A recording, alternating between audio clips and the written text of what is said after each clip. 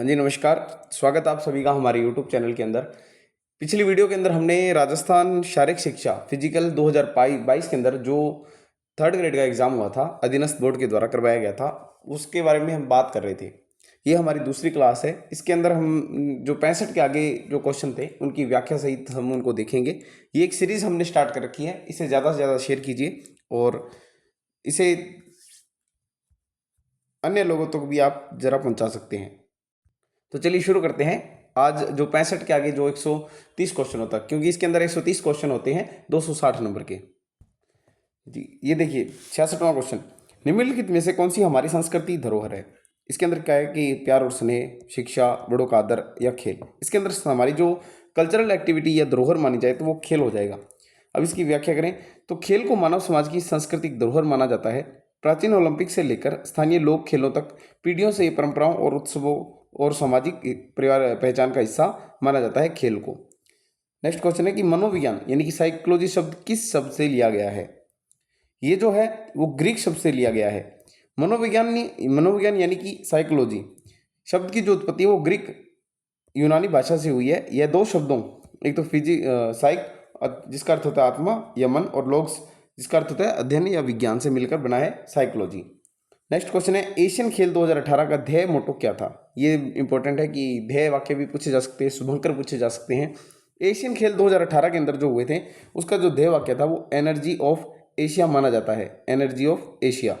ठीक है, इसका आयोजन की बात करें तो 18वें एशियन जो खेल है वो 2018 में जकार्ता और पाल्म बाग इंडोनेशिया के अंदर आयोजित करवाए गए थे। कहाँ करवाए गए थे? 2018 में जकार्ता और पाल्म बाग इंडोनेशिया में। आदर्श वाक्य था एनर्जी ऑफ एशिया। प्रतीक था यह एशिया की संस्कृति, विश्व विविधता और खेल शक्ति का प्रतीक माना जाता है। अब देखिए एग्जाम स्पेशल, तो इसके अंदर 19वें खेल जो हुए थे एशियाई वो 2022-23 के अंदर नवीनतम आयोजन हुआ था हांगजू चीन के अंदर। ये कोविड के कारण 2023 में आयोजित किए गए थे। आदर्श वाक्य था heart to heart at the red future. ठीक है, शुभंकर था 3 रोबोट, इसके अंदर कॉन्कोस, लियान लियान और चेन चेन, जिन्हें मेमोरियल ऑफ जियांगन कहा जाता है। भारत का प्रदर्शन, भारत ने इसके अंदर पहली बार 100 का आंकड़ा पार करते हुए 107 पदक जीते थे, जिसमें से 28 गोल्ड मेडल, 38 सिल्वर मेडल और 41वें ब्रॉन्ज मेडल जीतकर इतिहास बनाया था। अब इसका जो 20वां संस्करण है वो 2026 में आईजी नगोया जापान में, और 21वां 2030 दोहा कतर में, 22वां संस्करण 2034 रियाद सऊदी अरब के अंदर। और ये जो 20वें जो दो आईजी नगोया जापान के अंदर 26 के अंदर होंगे वो सितंबर से लेकर अक्टूबर के बीच में चलेंगे, और आगे 2030 में फिर 2034 में होंगे। अब प्रथम एशियाई खेल जो वो 1951 में नई दिल्ली भारत में आयोजित हुए थे। इसका उद्घाटन डॉक्टर राजेंद्र प्रसाद ने किया था। और नियम है इसका कि एशियाई खेल हर 4 वर्ष के अंदर आयोजित किए जाते हैं, और ओलंपिक काउंसिल ऑफ एशिया द्वारा इसका जो है वो नियमन किया जाता है। भारत में आयोजन, भारत में अब तक 2 बार हुए थे, एक तो 1951 और 1982 एशियाई खेलों के अंदर।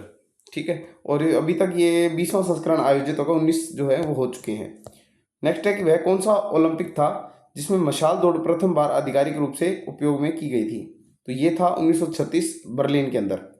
ओलंपिक खेलों में मशाल दौड़ की जो परंपरा है वो आधिकारिक तौर से 1936 बर्लिन ओलंपिक में शुरू की गई थी। इसका जो का विचार है वो कार्ल डायम ने दिया था। इसमें मशाल को ओलंपिया ग्रीस से दौड़ते हुए आयोजन स्थल तक लाया गया था। 1928 में मशाल जलाई गई थी, लेकिन दौड़ रिले जो है वो 1936 में शुरू की गई थी। मशाल तो जलाना शुरू किया था 1928 के अंदर, लेकिन जो दौड़ कर जो रिले स्टार्ट की गई थी वो 1936 के अंदर की गई थी। ये साइकोलॉजी का है कि शिक्षण की अनुकरण विधि किसके शिक्षण के लिए सबसे उचित होगी? तो ये होगी बालक के लिए। ठीक है, ये ध्यान रखना। मनोविज्ञान के अनुसार बच्चे स्वाभाविक रूप से बड़ों या शिक्षकों को देखकर और उनकी नकल करके मिमिक्री सीखते हैं, विशेषकर शारीरिक क्रियाओं में के अंदर ऑब्जर्वेशन और जैसे मिमिकिंग के मतलब ये सब चीज़ें करते हैं। फिर है मांसपेशियों को बीमारी को कहते हैं, मांसपेशियों की जो बीमारी होती है ये हो जाएगी मायोलॉजी, मायोपैथी। और मायोलॉजी हो जाएगी ये एक तरह से कि अपने मांसपेशियों का अध्ययन हो जाएगा मायोलॉजी, और जो बीमारियां हैं उसे कहा जाता है मायोपैथी। ये देखो मायोलॉजी मांसपेशियों का अध्ययन, साइकोलॉजी मनोविज्ञान, और एस्ट्रोलॉजी ये ज्योतिषी शास्त्र का विज्ञान माना जाता है। फिर है अध्यापक शिक्षण का इंटर्नशिप कार्यक्रम उपलब्ध कराता है, तो ये हो जाएगा पूर्ण विद्यालय परिवेश के अंदर। शिक्षक प्रशिक्षण बीएड या बीपीएड में इंटर्नशिप का उद्देश्य प्रशिक्षु शिक्षण को पूर्ण विद्यालय परिवेश का वास्तविक अनुभव देना होता है। गुरुत्व निरंतर शक्ति की पूर्ति करता है, तो ये नीचे की तरफ करता है, गुरुत्व बल जो नीचे की तरफ लगता है। गुरुत्वाकर्षण बल एक आकर्षण बल है जो पृथ्वी के केंद्र की ओर कार्य करता है, यानी कि इसकी दिशा हमेशा नीचे की तरफ होती है। यह सभी वस्तुओं को जमीन की ओर खींचता है। नेक्स्ट क्वेश्चन है कि वर्तमान समय में चोट लगने के तुरंत बाद प्राथमिक उपचार के किस सिद्धांत का उपयोग किया जाता है? तो ये किया जाता है प्राइस। खेल चिकित्सा में सॉफ्ट टिश्यू इंजरी के लिए प्राइस सिद्धांत को मानक माना जाता है। इसका अर्थ है पी से प्रोटेक्शन यानी कि बचाव, आर से रेस्ट आराम, आई से आइस या बर्फ, सी से कंप्रेशन यानी कि दबाव, ई से एलिवेशन यानी कि ऊंचाई। राइस का अर्थ होता है, जैसे ये दिया हुआ है ऑप्शन के अंदर, राइस का अर्थ होता है कि रेस्ट, आइस, कंप्रेशन और एलिवेशन। पुराना मानक था जिसमें अब प्रोटेक्शन शब्द को भी जोड़ दिया गया है, इसलिए ये हो गया प्राइस। बोर्ड ने प्राइस को ही सही माना था, ये इंपॉर्टेंट है। नेक्स्ट है कि अंतर विद्यालय खेल प्रतियोगिता का आयोजन कहलाता है, तो ये कहलाता है इंट्राम्यूरल, जो है वो अंतर विद्यालय खेल प्रतियोगिता का जो आयोजन करवाते हैं उससे कहा जाता है एक्स्ट्रा म्यूरल कहा जाता है। ये एक तरह से लेटिन भाषा का शब्द है। एक्स्ट्रा का शब्द होता है बाहर, अर्थ एक्स्ट्रा यानी कि बाहर, म्यूरस दीवार से बना, जिसका अर्थ होता है चार दीवारी के बाहर। एक्स्ट्राम्यूरल एक ही विद्यालय के भीतर छात्रों के बीच होने वाली प्रतियोगिताएं हैं। पिरामिड और चैलेंज टूर्नामेंट के प्रकार माने जाते हैं। निम्न में से कौन सी क्रिया मनोरंजन की नहीं है? तो इसके अंदर हो जाएगी योग आसन करना, ये मनोरंजन की नहीं है। टिकटें इकट्ठी करना, ताश खेलना, क्रिकेट खेलना, ये मनोरंजन है। योग आसन जो है वो नहीं है। योग आसन एक तरह से अनुशासनात्मक विज्ञान आध्यात्मिक साधना है। नेक्स्ट क्वेश्चन है इनमें से गामक दक्षता अवयव नहीं है, तो इसके अंदर हो जाएगा लचीलापन। शारीरिक पुष्टि को दो भागों में बांटा जाता है, यानी कि फिजिकल फिटनेस को, एक तो स्वास्थ्य संबंधी और दूसरा कौशल या गामक संबंधी। लचीलापन, फ्लेक्सिबिलिटी को स्वास्थ्य संबंधी शारीरिक पुष्टि का घटक माना जाता है। नेक्स्ट क्वेश्चन है निम्नलिखित में से कौन सा टेस्ट हृदय संवसनी कार्यों का मापन करता है? तो ये हार्डवर्क जो स्टेप टेस्ट है वो हृदय से संबंधित जो है वो संवसनियों का मापन करता है। और ये जो है यह एरोबिक क्षमता को बढ़ाने के लिए क्षमताओं को मापने के लिए किया जाता है। इसे लूसियन ब्रोहा ने विकसित किया था। इसमें व्यक्ति की निश्चित ऊंचाई के बेंच पर लगातार ऊपर नीचे चढ़ना होता है। जेसीआर टेस्ट सामान्य गमक क्षमता यानी कि जंप, चिन और रन मापता है। क्राउस वेवर टेस्ट यानी कि न्यूनतम मांसपेशी शक्ति का परीक्षण करता है। मैकडोनाल्ड टेस्ट सॉकर फुटबॉल कौशल का टेस्ट करता है। नेक्स्ट है जमीन की सतह से हैंडबॉल के गोल पोस्ट की ऊंचाई कितनी होती है? तो ये होती है 2 मीटर, यानी कि यहाँ से लेकर ऊपर की तरफ ये 2 मीटर होती है गोल पोस्ट की जो होती है, इस तरह से जो है लेंथ है, ऊंचाई। अब बात करते हैं डेफिनेशन की कि हैंडबॉल खेल में गोल पोस्ट की मानक जो आंतरिक ऊंचाई होती है वो 2 मीटर और चौड़ाई 3 मीटर होती है, यानी कि ऊंचाई 2 मीटर होती है ऊपर की तरफ और चौड़ाई 3 मीटर होती है। गोल पोस्ट की मोटाई आमतौर पर 8 सेंटीमीटर होती है, लगभग में 5 सेंटीमीटर होती है, लेकिन यहाँ पर 8 सेंटीमीटर होती है। अब विभिन्न खेलों के गोल पोस्ट उनके मानक नाप देखते हैं। हॉकी, इसकी ऊंचाई 2.4 मीटर लगभग 7 फीट, चौड़ाई होती है 3.66 यानी कि 12 फीट। फुटबॉल के अंदर जो होती है वो 2.44 मीटर 8 फीट ऊंचाई और 7.32 मीटर यानी कि 24 फीट जो होती है वो चौड़ाई होती है। वाटर पोलो की बात करें तो 0.90 मीटर यानी पानी की गहराई 1.50 मीटर से कम या सतह से 3 फीट ये देखने को मिलती है। चौड़ाई 3 मीटर और बीच फुटबॉल इसकी चौड़ाई होती है वो 2.21 मीटर और चौड़ाई 5.5 मीटर। ठीक है, अब एक तरह से ये देखिए तुलनात्मक तालिका है। हैंडबॉल 2 मीटर लगभग ऊंचाई, ये एक तरफ ऊंचाई है और दूसरी तरफ चौड़ाई है। हैंडबॉल की ऊंचाई 2 मीटर और जो चौड़ाई होती है वो 3 मीटर। हॉकी की 2.14 मीटर और इधर चौड़ाई जो होती है वो 3.66 मीटर। फुटबॉल की 2.44 मीटर ऊंचाई, 7.32 मीटर चौड़ाई। वाटर पोलो की 0.90 मीटर ऊंचाई और चौड़ाई 3 मीटर। नेक्स्ट क्वेश्चन है शक्ति व गति योग्यता का संयोजन कहलाता है, तो ये कहलाता है विस्फोटक शक्ति। शक्ति स्ट्रेंथ और गति का संयोजन विस्फोटक शक्ति एक्सप्लोजिव स्ट्रेंथ कहलाता है। इसे पावर भी कहते हैं। ये वह क्षमता है जिसमें मांसपेशियां अधिकतम बल को न्यूनतम समय में तेजी से लगाती है, जैसे लंबी कूद, शॉर्ट पुट या एक तरह से मैराथन 100 मीटर की, इस तरह से मैराथन नहीं 100 मीटर या डाइस 50 मीटर, इस तरह से उसके अंदर बहुत कम समय के अंदर बहुत ज़्यादा एनर्जी लगाई जाती है। फिर इनमें से कौन सा गति का उत्तोलक कहलाता है? तो गति का उत्तोलक जो कहलाता है वो थर्ड क्लास उत्तोलक कहलाता है। अब उत्तोलक की बात करें तो इसमें बल अक्ष और प्रतिरोध के बीच में होता है। यद्यपि इसमें यांत्रिक बल लाभ कम होता है, लेकिन यह गति की रेंज यानी कि रेंज ऑफ मोशन और स्पीड बढ़ा देता है। मानव शरीर के अधिकतर जोड़ इसी श्रेणी के होते हैं। एग्जाम स्पेशल बात करें, उत्तोलक पूर्ण अवधारणा। उत्तोलक क्या है? उत्तोलक एक सरल मशीन है जो एक निश्चित बिंदु के चारों ओर घूमती है। इसमें तीन मुख्य बिंदु होते हैं। एक तो एक्सिस यानी फ्लूरक्रम यानी कि आधार या अक्ष, वह स्थिर बिंदु जिसके चारों ओर उत्तोलक घूमता है। फिर होता है फोर्स या इफोर्ट, ये इसके अंदर बल, फोर्स का मतलब बल, वह शक्ति जो कार्य करने के लिए लगाई जाती है। तीसरा होता है रेसिस्टेंस या वेट, प्रतिरोध या भार, वह वस्तु जिसे हिलाना या उठाना पड़ता है। याद रखने की ज़्यादा ठीक है, FLE 1 2 3, ठीक है। F 1 नंबर पे, L दूसरे और तीसरे पे, E। फिर है F फलकुरम, यानी यदि अक्ष बीच में है प्रथम श्रेणी, लोड या रेजिस्टेंस भार और प्रतिरोध बीच में है तो द्वितीय श्रेणी, और बल बीच में है तो तृतीय श्रेणी। यानी कि अगर अक्ष बीच में है तो प्रथम श्रेणी, भार और प्रतिरोध बीच में है तो द्वितीय श्रेणी, और अगर बल बीच में है तो तृतीय श्रेणी होगी, ठीक है। अब प्रथम श्रेणी का जो तोलक है वो संतुलन का तोलक। विशेषता इसमें एक्सिस या अक्ष जो होता है वो मध्य में होता है, सेंटर पॉइंट पे। उपयोग होता है मुख्य रूप से संतुलन बनाने के लिए, बैलेंस करने के लिए होता है। किसी चीज़ का अगर अक्ष पर बैलेंस है तो वो काफ़ी संतुलित रहती है चीज़ें। उपकरण की बात करें तो कैंची, शीशा, प्लास या हेडपम्प। मानव शरीर उदाहरण है, जिससे सिर का आगे झुकना, गर्दन का एटलस जोड़, यहाँ जोड़ अक्ष बीच में रहता है। द्वितीय श्रेणी उत्तोलक की बात करें, ये बल का उत्तोलक है। इसमें विशेषता ये प्रतिरोध भार यानी कि भार के मध्य होता है। इसे बल का उत्तोलक कहते हैं क्योंकि यह जो है वो कम बल लगाकर भारी वजन उठाने में मदद करता है। उपकरण जैसे कूड़ा ढोने वाली गाड़ी की वाली एक पहिए की गाड़ी, सरोता, बोतल ओपनर, ये सभी इसके उदाहरण है।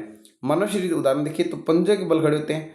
यहाँ पैर की उंगलियां अक्ष और शरीर का भार बीच में आता है, ठीक है। ये सेकंड क्लास लीवर का उदाहरण है।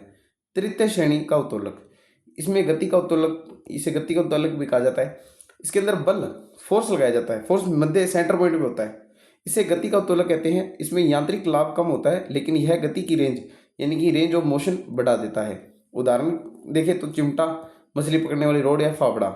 मानव शरीर के अंदर देखें तो जो अपने कोहनी का जोड़ होता है, बाइसेप्स कर्ल, मानव शरीर के अधिकतर जोड़ इसी श्रेणी के अंदर आते हैं, यानी कि थर्ड श्रेणी के उत्तोलक के अंदर, लीवर के अंदर।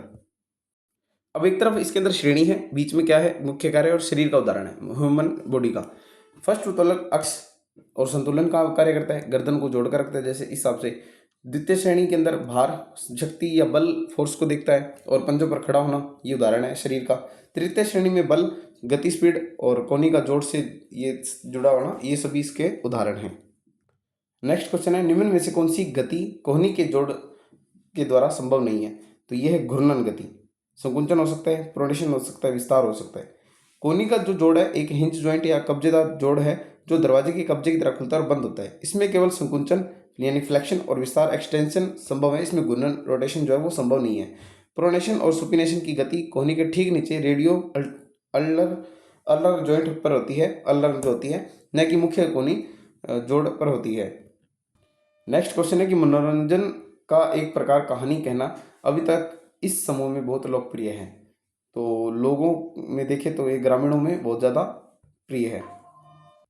नेक्स्ट है कि जीवित जीव प्राणी के कार्य को जाना जाता है, तो ये क्रिया विज्ञान के अंदर जाना जाता है। जीवित प्राणियों के जो अंगों का जो तंत्रों के कार्य होते हैं, वैज्ञानिक अध्ययन को क्रिया विज्ञान कहते हैं। शरीर क्रिया विज्ञान यानी कि फिजियोलॉजी भी कहा जाता है। यह बताता है कि हमारा जो शरीर है वो किस तरह से कार्य करता है। शरीर रचना विज्ञान क्या कहलाता है? एनाटॉमी कहलाता है। शरीर की संरचना या बनावट का अध्ययन ये इसके अंदर होता है। फिर मानव शास्त्रीय विज्ञान ये एंथ्रोपोलॉजी कहलाता है। एंथ्रोपोलॉजी मानव उत्पत्ति और संस्कृति का अध्ययन है इसके अंदर। फिर मनोविज्ञान का अध्ययन कहलाता है साइकोलॉजी। इसके अंदर मन और व्यवहार का अध्ययन किया जाता है। ये तीन तरह के मैंने अध्ययन आपको बताएं, ये याद रखना आप। नेक्स्ट है कि 400 मीटर धावन पथ में स्टैगर देने का सूत्र क्या है? तो 400 मीटर जो निकालने का देखें तो इसका जो सूत्र है पहले WN-1 10 सेंटीमीटर 2 पाई। 400 मीटर मानक अब निकालने का सूत्र है WN-1 10 सेंटीमीटर और 2 पाई। ये सूत्र है एक तरह से 400 मीटर में अगर धावन पथ निकालना है तो इसके लिए स्टैगर निकालना हो तो। नेक्स्ट क्वेश्चन है कि निम्न में से किन्सियोलॉजी का जो पितामह कहा जाता है वो किसे कहा जाता है, या पिता फादर किसे कहा जाता है? तो ये कहा जाता है किन्सियोलॉजी का अरस्तु को फादर। अरस्तु जो है वो यूनान के बहुत बड़े दार्शनिक थे। उन्होंने एक पुस्तक में लिखा था, अपनी पुस्तकों जैसे parts of animals, movement of animals में सबसे पहले जानवरों और मनुष्यों की चाल और पेशीय गतिविधियों का विश्लेषण किया था। अन्य विकल्प की बात करें तो आर्किमिडीज ने द्रव यांत्रिकी के सिद्धांत दिए, हिप्पोक्रेटस ने चिकित्सा शास्त्र के जनक माने जाते हैं और गैलेन ने शरीर रचना विज्ञान पर कार्य किया था। नेक्स्ट क्वेश्चन है, मोटापे के लिए कौन सा कारक जिम्मेदार नहीं है?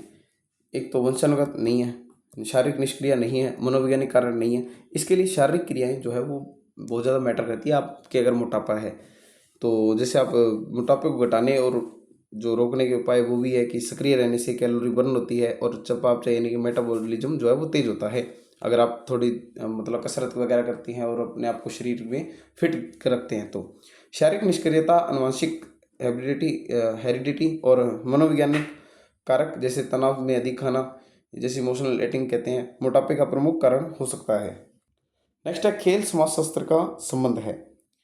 मानसिक प्रशिक्षण से नहीं है, शारीरिक कृत्य से नहीं है, अभिप्रेरणा से नहीं है। तो ये समूह के आपसी तालमेल से जो है वो समाजशास्त्र का संबंध माना जाता है।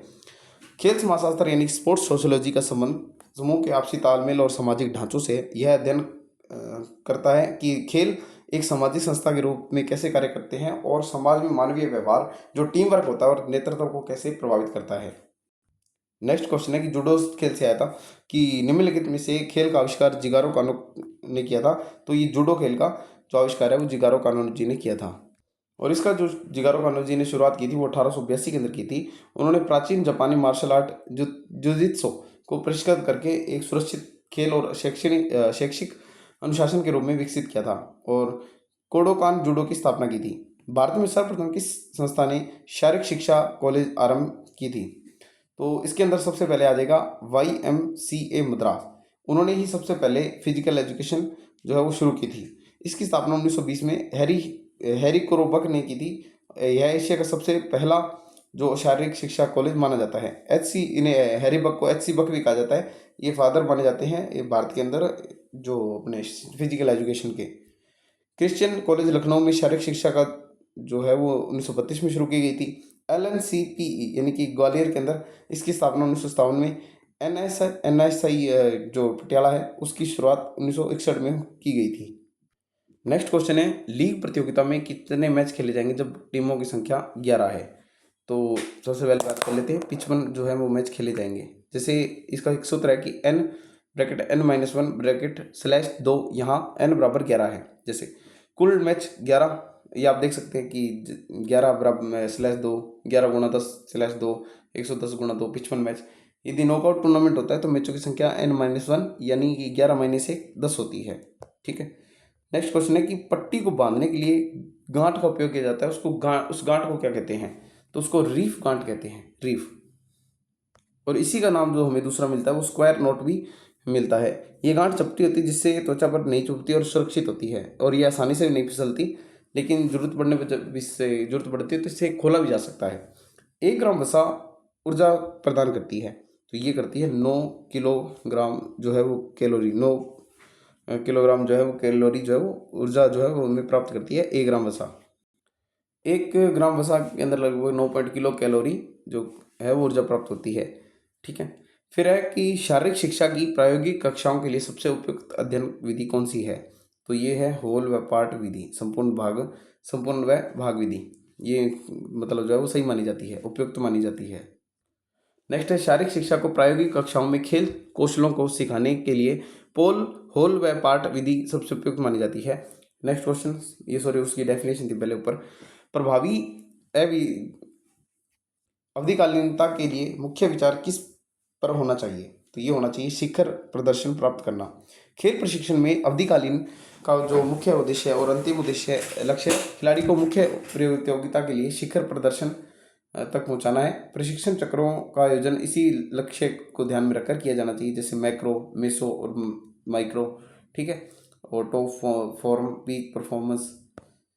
नेक्स्ट क्वेश्चन है, पर्यवेक्षणीय कार्यक्रम की योजना बनाने के लिए किन विभिन्न चरणों के सही संयोजन का पता लगाइए? तो इसके अंदर पहला हो जाएगा 1 2 3, 1 और 2 और चौथा। यानी कि शैक्षणिक उत्पाद का मूल्यांकन, फिर क्रिया कार्यक्रम का विकास, फिर पाठन परिस्थितियों का विश्लेषण और मूल्यांकन। ये इंपॉर्टेंट है कहीं ना कहीं। अब व्याख्या करें तो जैसे पाठन परिस्थितियों का विश्लेषण या मूल्यांकन, सबसे पहले वर्तमान स्थिति को समझना चाहिए। फिर है क्रिया कार्यक्रम का विकास, यानी कि विश्लेषण के आधार पर सुधार की योजना बनाना चाहिए। शैक्षणिक उत्पाद का मूल्यांकन, अंत में परिणामों का आंकलन करना चाहिए। इसीलिए सही हो जाएगा पहला, दूसरा और चौथा।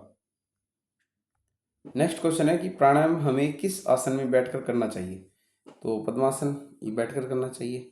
ठीक है, इस आसन में जो रीढ़ की सीधी हड्डी है वो सीधी रहती है, शरीर का चौड़ा और आधार जो होता है चौड़ा और स्थिर रहता है, जिससे मन जो है वो एकाग्र होता है। नौकासन पेट के लिए, ताड़ासन लंबाई के लिए, पर्वतासन स्ट्रेचिंग के लिए, व्यायाम श्रेणी के आसन है, ध्यान के नहीं है, ये व्यायाम के हैं। नेक्स्ट है शतरंज के खेल की खोज कब शुरू की गई थी। तो ये की गई थी पूर्व हिंदू काल 600 ईसा पूर्व से लेकर 320 ईस्वी के बीच में इसकी जो है वो खोज की गई थी। शतरंज जो है चेस, जिसे प्राचीन भारत में चतुरंग कहा जाता था। क्या कहा जाता था? चतुरंग कहा जाता था। इसकी उत्पत्ति भारत से ही मानी जाती है। राजस्थान कर्मचारी चयन बोर्ड की उत्तर पुंजिका के अनुसार इसका सही समय पूर्व हिंदू काल 620 BC से 320 AD तक माना गया है। ठीक है, चतुरंग कहा जाता है शतरंज का दूसरा नाम है। मानव शरीर में पानी का अनुमानित प्रतिशत कितना है। तो ये हो जाएगा 65 से 75%, यानी कि मानव शरीर में पानी या होता है। ठीक है, स्वस्थ व्यक्ति के शरीर में कुल भाग 65 से 70, 2/3 भाग जल होता है। नेक्स्ट क्वेश्चन है कि एक बालक या बालिका के शरीर का रचना संबंधी आयु पता की जाती है। तो ये की जाती है कंकाल की एक्स किरणों के द्वारा। किसी बच्चे की जो है वो एक्स किरणों के द्वारा की जाती है। ये सबसे सटीक और वैज्ञानिक निर्धारण कंकाल की एक्स किरणों द्वारा किया जाता है। इसमें आमतौर पर कलाई और हाथ की हड्डियों के ओसिफिकेशन जुड़ने की स्थिति का अध्ययन किया जाता है। वर्दी रेखा ऊंचाई छाती की माप शारीरिक विकास के सूचक है, लेकिन एनाटॉमिकल आयु का सटीक मापन जो है वो नहीं है। एनाटॉमिकल जो वो मापन सही नहीं है। सबसे बढ़िया मापन माना जाता है जो शरीर के जैसे कलाई और हाथ की हड्डियों के द्वारा। बड़ी संख्या में छात्रों को नियंत्रित किया जाता है किस विधि द्वारा। तो ये किया जाता है आज्ञा विधि द्वारा। जब छात्रों की संख्या बहुत ज़्यादा हो, जैसे पीटी ड्रिल, मार्च पास्ट या असेंबली में, तो उन्हें अनुशासित और नियंत्रित करने के लिए आज्ञा विधि यानी कि कमांड मेथड सबसे प्रभावी है। इसमें शिक्षक उच्च स्वर में जो है वो आदेश देता है और बच्चों को पालन करना होता है। नेक्स्ट है कठोपनिषद के अनुसार योग है। तो ये है ज्ञानेंद्रिय, दिमाग व बुद्धि पर नियंत्रण करने के लिए। कठोपनिषद योग में परिभाषित किया गया, जब कहा गया कि जब पांचों ज्ञानेंद्रियों यानी कि सेंस ऑर्गन्स मन के साथ स्थिर हो जाती है और बुद्धि भी कोई चेष्टा नहीं करती है, उस परम गति को योग कहते हैं। अतः यह ज्ञानेंद्रियों, दिमाग व बुद्धि पर नियंत्रण इससे होता है। नेक्स्ट है कि योग का प्रमुख उद्देश्य क्या है। योग का जो हमारा प्रमुख उद्देश्य माना जाता है वो मन पर नियंत्रण करना होता है। नेक्स्ट है युक्ति क्रिया है। तो युक्ति जो क्रिया है वो गामक क्रिया है। खेल में युक्ति क्रिया एक गामक क्रिया के रूप में वर्गीकृत किया गया है। यह किसी खेल स्थिति के जवाब में खिलाड़ी द्वारा की गई तत्काल शारीरिक प्रतिक्रिया का एक्शन है। जैसे फुटबॉल में ड्रिबलिंग करते समय दिशा बदलना। अन्य विकल्प में गामक योग्यता क्षमता है, गामक कौशल सीखा हुआ व्यवहार, लेकिन एक्शन क्रियान्वयन होता है इसके अंदर। तो युक्ति क्रिया है गामक क्रिया। नेक्स्ट है राष्ट्रीय अनुशासन योजना के जनक किसे कहा जाता है। तो ये कहा जाता है जनरल JK भोसले को राष्ट्रीय अनुशासनात्मक योजना के जनक कहा जाता है। इसकी स्थापना उन्होंने 1954 के अंदर विस्थापित बच्चों और युवाओं में अनुशासन और राष्ट्रीय गौरव की भावना को जगाने के लिए की थी। नेक्स्ट है दुग्ध व दुग्ध पदार्थों में सर्वाधिक मात्रा में पाया जाने वाला पोषक तत्व होता है। तो ये होता है कैल्शियम सबसे ज़्यादा। यह हड्डियों और दांतों को मजबूत बनाता है। और दूध में विटामिन C और लौह तत्व आयरन की मात्रा नगण्य होती है। थायमिन विटामिन B1 होता है, लेकिन कैल्शियम प्रमुख होता है। नेक्स्ट है किस काल में प्राणायाम, सूर्य नमस्कार क्रियाएं की जाती थी। तो ये की जाती थी नालंदा काल के अंदर। नालंदा काल में प्राणायाम और सूर्य नमस्कार जैसी योगिक क्रियाएं शिक्षा और दिनचर्या का हिस्सा थी। नालंदा विश्वविद्यालय में बौद्ध भिक्षु और छात्र शारीरिक व मानसिक अनुशासन के लिए इन क्रियाओं का जो है वो अभ्यास करते थे। नेक्स्ट क्वेश्चन है कि राष्ट्रीय सेवा योजना NSS अभियान एवं ग्रीष्म शिविर का आयोजन किसके द्वारा होता है। तो ये होता है शिक्षण संस्थाओं द्वारा। राष्ट्रीय सेवा योजना यानी कि नेशनल सर्विस स्कीम NSS के जो आयोजन है वो मुख्य रूप से शिक्षण संस्थाओं, स्कूल, कॉलेज या विश्वविद्यालय द्वारा किया जाता है। ये योजना भारत सरकार के द्वारा जो खेल मंत्रालय है उसके अकॉर्डिंग चलाई जाती है, लेकिन इसका जो कार्यान्वयन है जो शैक्षणिक संस्थानों के माध्यम से होता है। चला तो रही है खेल मंत्रालय के द्वारा भारत का, लेकिन जो शैक्षणिक संस्थान है जैसे स्कूल, कॉलेज, विश्वविद्यालय, तो इसके अंदर ये जो चीज़ है वो चलाई जा रही है। फिर है राही सरनोबत किस खेल से संबंधित है? तो राही सरनोबत जो है वो ये एक तरह से अंतिम कुछ में डिलीट किया गया था, लेकिन राही सरनोबत भारत की प्रसिद्ध महिला निशानेबाज है। और दिए गए विकल्पों में तीरंदाजी, फुटबॉल, बैडमिंटन और वॉलीबॉल में निशानेबाजी का विकल्प नहीं है, इसलिए ये प्रश्न गलत था। नेक्स्ट क्वेश्चन है कि व्यक्ति की वह क्षमता जिसमें थकान की स्थिति में भी लगातार कार्य करता है वो क्या क्या कहलाता है? तो वो कहलाती है सहनशीलता। नेक्स्ट है ओलंपिक खेलों में महिलाओं ने सबसे पहले किन प्रतियोगिताओं में भाग लिया था? तो ये लिया था उन्होंने लॉन टेनिस व घुड़सवारी के अंदर। ओलंपिक खेलों में महिलाओं ने सबसे पहले जो अगर भाग लिया था तो वो लिया था लॉन टेनिस और घुड़सवारी में। फिर आधुनिक ओलंपिक खेलों में महिलाओं ने 1900 के अंदर ये भाग लिया था, पेरिस के अंदर जो हुए थे। और उस समय 997 एथलीटों में से केवल 22 महिलाएं थी जिन्होंने भाग लिया था। ठीक है। फिर ओलंपिक से रिलेटेड देखें तो महिला इतिहास की बात करें तो 1900 पेरिस ओलंपिक महिलाओं ने भाग लिया 5 खेलों में, टेनिस, गोल्फ, नौकायन, घुड़सवारी और क्रोकेट के अंदर। क्रोकेट, ये क्रोकेट है, पता नहीं क्या है, मैं आपको थोड़ा बता दूंगा देखकर। 1928 एम्स्टर्डम पहली बार महिलाओं को एथलेटिक्स यानी कि ट्रैक व फील्ड में प्रवेश मिला था। 1984 लॉस एंजलिस महिलाओं की मैराथन में पहली बार शामिल किया गया था। इसके अंदर ये है कि 1900 में कब शामिल किया गया सबसे पहले, तो 1900 के अंदर उन्होंने कौन सा खेल खेला? तो इसके अंदर लॉन टेनिस में घुड़सवारी। 1928 में एक्स्टर्डम जिसके अंदर एथलीट के अंदर शामिल किया गया। 1984 के अंदर मैराथन के अंदर शामिल किया गया महिलाओं को। ये इंपॉर्टेंट है बस। 2024 जो पेरिस का ओलंपिक हुआ था और इतिहास का पहला लैंगिक समान यानी कि ओलंपिक जहां पर 50% महिला और 50% ही एथलीट थे। भारतीय महिलाएं और उनकी पदक सूचिकाएं की बात करें तो ये देखिए वर्ष सबसे पहले, फिर पदक विजेता, खेल पदक और विशेष तथ्य बात करेंगे। 2000 कर्णम मल्लेश्वरी, इन्होंने भारोत्तोलन में भाग लिया और पदक इन्होंने हासिल किया कांस्य। भारत की पहली पदक विजेता थी। 2012 के अंदर साइना नेहवाल बैडमिंटन कांस्य पदक हासिल किया। बैडमिंटन में भारत का पहला पदक आया। फिर 2012 मेरी कॉम मुक्केबाजी में कांस्य पदक जीता। मुक्केबाजी में पहली महिला पदक विजेता बनी। 2016 में पीवी संधू बैडमिंटन खेल रजत पदक हासिल किया। भारत की पहली महिला रजत पदक मिला था। 2016 साक्षी मलिक कुश्ती कांस्य मेडल हासिल किया और कुश्ती में पदक जीतने वाली पहली भारतीय महिला। 2020 मीराबाई चानू भारोत्तोलन में रजत जीतने वाली पहली महिला। 2020 लवलीना बोरगोहेन मुक्केबाजी के अंदर कांस्य पदक जीता। टोक्यो ओलंपिक की मुक्केबाजी पदक विजेता थी। 2020 पीवी सिंधु बैडमिंटन खेल कांस्य पदक जीता। 2 अलग अलग ओलंपिक में पदक जीतने वाली प्रथम या पहली महिला। 2024 मनु भाकर शूटिंग के अंदर कांस्य पदक 100 मीटर एयर पिस्टल के अंदर। 2024 में ही मनु भाकर ने शूटिंग के अंदर कांस्य पदक जीता। 10 मीटर एयर पिस्टल मिश्रित यानी कि संयुक्त एक ही ओलंपिक में 2 पदक जीतने वाली महिला या लड़की भी कहा जा सकता है। नेक्स्ट क्वेश्चन है विटामिन B6 पाया जाता है, तो ये क्वेश्चन डिलीट किया गया था। और मुख्य जो है विटामिन B6 पैराडॉक्सिन के अच्छे स्रोत में लीवर, यकृत, मांस, मछली, अंडे और साबुत अनाज, ये सभी विकल्प सही है। चूँकि एक से अधिक विकल्प सही है तो इसलिए तकनीकी रूप से ये अस्पष्टता में हटाया गया था। ठीक है। ये अब बात करें कि विटामिन B6 क्या है, तो इसका रासायनिक नाम है पायरिडॉक्सिन। मुख्य कार्य क्या है कि यह प्रोटीन जो चयापचय यानी कि प्रोटीन मेटाबॉलिज्म और मस्तिष्क के विकास के लिए अनिवार्य है। कमी का प्रभाव, इसकी कमी से एनीमिया जो है वो रक्त की कमी से जो होता है वो होता है और चिड़चिड़ापन हो सकता है। फिर विटामिन और रासायनिक नाम, मुख्य स्रोत और कमी से होने वाले रोग की बात करते हैं। तो विटामिन ए से रेटिनॉल रोग होता है। ये मुख्य स्रोत है कि कहाँ से ये प्राप्त किया जा सकता है, तो गाजर, पपीता और मछली का तेल। और इसकी कमी से, विटामिन ए की कमी से रंतोधी रोग होता है।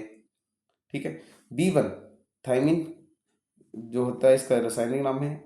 मुख्य स्रोत है मूंगफली, साबुत अनाज। इससे B1 से बेरी बेरी रोग होता है। B2 इसका जो नाम है वो है राइबोफ्लेविन। ये दूध और अंडा पनीर से प्राप्त होता है। चिलोसिन यानी कि होठों का जो फटना था वो इसके कारण होता है B12 की कमी से। B3 नियासिन इसका नाम है, मांस और मूंगफली से प्राप्त। पेलाग्रा यानी कि त्वचा पर जो दाग होते हैं वो B3 के द्वारा होती है। B12 इसका जो नाम है वो है साइक्नो कोबालमिन। ये दूध और लीवर अंडा से मिलता है, ये घातक है, एनीमिया, इसमें कोबाल्ट होता है। ठीक है। विटामिन सी, ये एस्कोकार्बिक एसिड है, इसका नाम है, और आंवला नींबू संतरा से ही प्राप्त होता है। इससे स्कर्वी रोग होता है विटामिन सी से। मसूड़ों से रक्त आना ये इसका लक्षण होता है। विटामिन डी कैल्सीफेरोल सूर्य का प्रकाश दूध से प्राप्त होता है। रिकेटस यानी कि हड्डियों का जो बुढ़ना होता है वो विटामिन डी की कमी से होता है। विटामिन ई ये टोकोफेरोल अंकुरित अनाज और वनस्पति तेल से प्राप्त होता है। नपुंसकता या जनन शक्ति में कमी आती है। विटामिन के इस ये फिलोक्विनोन इसका नाम है, हरी सब्जियां या टमाटर से प्राप्त होता है, और रक्त का थक्का ना बना जमना ये इसकी कमी होती है। विटामिन बी कॉम्प्लेक्स ये सबसे इंपॉर्टेंट है क्योंकि ये भोजन को एटीपी में बदलने में मदद करता है। विटामिन सी और ई इन्हें एंटीऑक्सीडेंट भी कहा जाता है। ये अभ्यास के दौरान मांसपेशियों में होने वाली टूट फूट को कम करते हैं। विटामिन डी हड्डियों की मजबूती और कैल्शियम के अवशोषण के लिए अनिवार्य है। चोट में बचाव करता है। जल में घुलनशील विटामिन बी और सी इन्हें शरीर में स्टोर नहीं किया जा सकता, ये जल में घुलनशील है। वसा वसा में घुलनशील तो ADE जिन्हें केडा के नाम से भी याद रख सकते हैं। हार्मोन विटामिन डी को एक हार्मोन भी माना जाता है। स्वनिर्मित विटामिन डी त्वचा में विटामिन के अंतों के बैक्टीरिया द्वारा शरीर में स्वयं निर्मित होता है। कोबाल्ट विटामिन B12 एकमात्र ऐसा विटामिन है जिसमें कोबाल्ट धातु जो है वो पाई जाती है। नेक्स्ट क्वेश्चन है कि अध्यापन विधियां इसके लिए होती है, तो ये होती है शारीरिक शिक्षा में कौशल सिखाने के लिए। ठीक है। इसके अंदर जैसे प्रदर्शन दर्पण विधि आदि मुख्य रूप से कौशल सिखाने के लिए अभिकल्पित होती है। यह विषय व्यवहारिक अधिक है, इसलिए विधियों का फोकस गमक सीखने पर होता है, यानी कि मोटर लर्निंग के अंदर। नेक्स्ट क्वेश्चन है कि रक्तचाप में कौन सा आसन सबसे लाभप्रद है, तो ये इसका हो जाएगा शवासन जो है वो सबसे ज़्यादा जो है वो फायदेमंद है। नेक्स्ट है शीर्षासन, ये रक्त प्रवाह का सिर से की ओर बढ़ता है जो बीपी के मरीजों के लिए हानिकारक हो सकता है। चक्रासन और धनुरासन भी शरीर में तीव्रता लाते हैं। नेक्स्ट है संधियों का अध्ययन क्या कहलाता है, तो ये कहलाता है संधियों का अध्ययन ऑर्थोलॉजी। शरीर की अस्थि संधियों या जोड़ों यानी जॉइंट का अध्ययन कहलाता है ऑर्थोलॉजी। इससे सिंडोस्मोलॉजी के नाम से भी जाना है जाता है। और एग्जाम स्पेशल की बात करें तो लिगामेंट वह उत्तक जो हड्डियों को हड्डी से जोड़ता है। लिगामेंट टेंडन वह उत्तक जो मांसपेशियों को हड्डी से जोड़ता है। साइनोवियल द्रव जोड़ों के बीच पाए जाने वाला लुब्रिकेंट स्नेह जो रगड़ कम करता है। गठिया जोड़ों में सूजन और दर्द की स्थिति। प्रमुख वैज्ञानिक अध्ययन है उनकी शाखाएं। अध्ययन की शाखाएं किसका अध्ययन है? ऑर्थोलॉजी अस्थि संध्या जोड़ों का अध्ययन। नेफ्रोलॉजी गुर्दे का अध्ययन। कार्डियोलॉजी हृदय का अध्ययन। ये बहुत ज़्यादा इंपॉर्टेंट है, सीधे पूछे जाते हैं क्वेश्चन। कार्डियोलॉजी हृदय का अध्ययन। ऑर्निथोलॉजी पक्षियों का अध्ययन। ऑस्टियोलॉजी हड्डियों का अध्ययन। और मायोलॉजी मांसपेशियों का अध्ययन। हेमेटोलॉजी रक्त ब्लड का अध्ययन। डेमोट्रोलॉजी त्वचा स्किन का अध्ययन। न्यूरोलॉजी तंत्रिका या नर्वस सिस्टम का अध्ययन। हेप्टोलॉजी यकृत या लीवर का अध्ययन। साइटोलॉजी कोशिका या सेल्स का अध्ययन। ये सभी ये मतलब एग्जाम में पूछे जाते हैं, ये याद रखने वाली चीज़ें हैं। फिर है संधियों के प्रकार, तो मानव शरीर में 3 प्रकार की संधि आती है। एक तो अचल संधि और जैसे खोपड़ी की हड्डियाँ। अचल संधि इसके अंदर जैसे रीढ़ की हड्डियाँ, कशेरुका। पूर्ण चल संधि जैसे कंधे और कुल्ले की संधि बॉल एंड सॉकेट के द्वारा जो जुड़ी होती है। नेक्स्ट क्वेश्चन है कि एशियाई खेलों का आयोजन कौन करता है, तो एशियाई जो खेलों का आयोजन है वो करता है BCCI। ठीक है। इसकी full Olympic council of Asia OCA के द्वारा की जाती है। सॉरी BCCI नहीं, ये क्रिकेट करती है, OCA करती है एशियाई खेलों का आयोजन। ठीक है। ऐतिहासिक विकास करें तो 1951 से लेकर 82 तक। विद्यार्थियों को अक्सर बात करें तो 1951 और 82 के बीच में भ्रम होता है, इसे इस टाइमलाइन से समझा जा सकता है कि प्रथम जो एशियाई खेल हुए थे 1951 से लेकर इसकी जो शुरुआत है वो नई दिल्ली में हुई थी। उस समय इनका संचालन एशियन गेम्स फेडरेशन AGF द्वारा करता था। ठीक है। फिर 9वें एशियाई खेल का जो 1982 के अंदर हुए थे, जब 31 साल बाद एशियाई खेल दूसरी बार भारत आए तब ये 9वें एशियाई खेल थे। उम्मीद करते हैं कि आप ये समझ गए होंगे। अब बात करते हैं इसी के अंदर परिवर्तन काल। इन्हीं खेलों के दौरान 16 नवंबर 1982 को दिल्ली में OCA की स्थापना की गई थी, जिसने AGF का स्थान लिया था। ठीक है। 1982 के खेल पुराने फेडरेशन AGF के तहत शुरू और अंतिम खेल थे। ठीक है। एशियाई ओलंपिक परिषद ओसीए वर्तमान अपडेट्स की बात करें तो उसका जो मुख्यालय है, जो मुख्य है, वो कुवैत सिटी कुवैत के अंदर है। आदर्श वाक्य है एवर ऑनवर्ड, हमेशा आगे की ओर। यह नारा पंडित जवाहरलाल नेहरू ने दिया था और इसके वर्तमान अध्यक्ष है भारत के राजा रणधीर सिंह। ओसीए के पूर्णकालिक अध्यक्ष बनाने वाले प्रथम भारतीय बनने वाले। फिर अब भारत का सर्वश्रेष्ठ प्रदर्शन 2022-23 हांगजू एशियाई खेलों में भारत ने रिकॉर्ड जीता 107 पदक में, 100 प्लस क्लब में पहली बार प्रवेश जीतकर इतिहास बनाया था। फिर तीसरे में बात करें तो 3 भारतीय खेल नीति पर प्रभाव। आयोजन, मुख्य प्रभाव और विरासत। 1951 दिल्ली के अंदर स्वतंत्र भारत का पहला बड़ा आयोजन था। दिल्ली में नेशनल स्टेडियम का निर्माण 1954 में अखिल भारतीय खेल परिषद जो है all India council in sports की जो है वो नींव पड़ी थी। 1982 नौवें एशियाई खेल साई का जन्म। खेलों को सफल बनाने के लिए 25 जनवरी 1984 को भारतीय खेल प्राधिकरण यानी कि sports authority of India Sai की स्थापना की गई थी। 1982 के अंदर जो हुए थे नौवें एशियाई खेल, 1984 के अंदर साई की स्थापना हुई थी। तकनीकी क्रांति 1982 के खेलों के कारण ही भारत में रंगीन टेलीविजन जो है वो और आधुनिक स्टेडियम जो है जैसे जवाहरलाल नेहरू इंदिरा गांधी इंडोर का निर्माण हुआ था। राष्ट्रीय खेल नीति, इन खेलों के प्रभाव से ही 1984 में भारत की प्रथम राष्ट्रीय खेल नीति घोषणा की गई थी। नेक्स्ट क्वेश्चन है कि किस प्रकार की अभिप्रेरणा सीखने में अधिक प्रभावित है या प्रभाव है, तो ये आंतरिक अभिप्रेरणा है। ठीक है। नेक्स्ट क्वेश्चन है कि शारीरिक शिक्षा के विद्यार्थियों को खेल मनोविज्ञान पढ़ाया जाता है क्योंकि ये एक तरह से उपलब्धि बढ़ाती है, व्यवहार को बदलती है या खिलाड़ी को अभिप्रेरित करती है या सिखलाई में सहायक है। तो ये डिलीट कर दिया गया था। तो खेल मनोविज्ञान के ये सभी कार्य जो उपलब्धि बढ़ाना, व्यवहार बदलना, अभिप्रेरित करना, सीखने में मदद करना, ये सही है। लेकिन जैसे ये बहुत सारे ऑप्शन जो है वो राइट है, तो इसलिए जो है वो डिलीट किया गया था। तो इस वीडियो में हमने राजस्थान कर्मचारी चयन बोर्ड जिसके अंदर पीटी 3rd ग्रेड का एग्जाम कराया जाता है जिसके द्वारा, वो हमने 2022 का जो पेपर है वो कंप्लीट रूप से पढ़ लिया है। पिछली वीडियो में हमने आधे सवाल किए थे और आधे सवाल जो है वो इस वीडियो में किए हैं। ये एक तरह से आपके लिए हेल्पफुल क्लास होगी जिसके अंदर आप ये देखोगे कि एक क्वेश्चन के साथ आप उसको बारे में पूरी तरह से डिटेल जान पा रहे हैं और उससे जो रिलेटेड चीज़ें हैं वो भी आप एक ही स्लाइड के अंदर देख पा रहे हैं। तो उम्मीद करते हैं कि आपको ये वीडियो अच्छी लगी होगी। ज़्यादा से ज़्यादा इस वीडियो को शेयर कीजिए। मिलते हैं नेक्स्ट पेपर के साथ में, तब तक के लिए स्वस्थ रहिए, मस्त रहिए। धन्यवाद।